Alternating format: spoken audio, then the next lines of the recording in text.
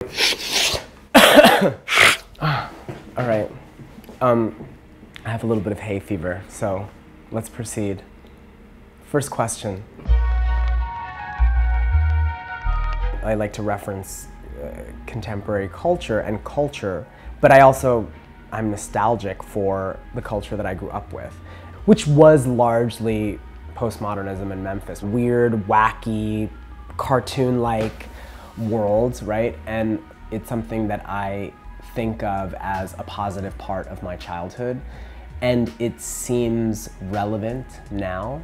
I'm shifting to moodier things. I'm kind of obsessed with Armani and producing excitement through this palette of neutrals. It inspired me so much that we're doing a residential project in New York, and I think the client is actually, at first was surprised and I would even say disappointed. Everything is beige.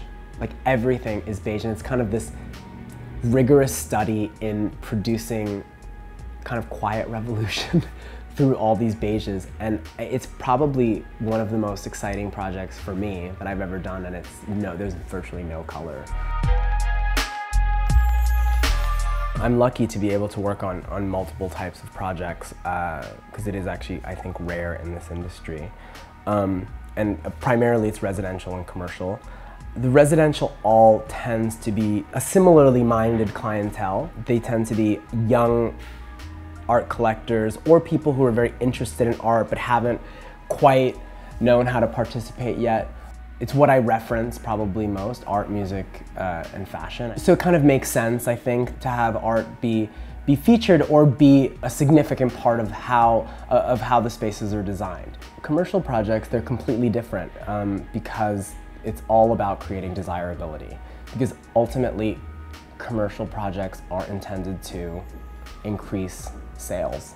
I like being sold to, and I like, acquisition. It's fun to not necessarily fool people, but excite them into wanting to participate in this lifestyle through product,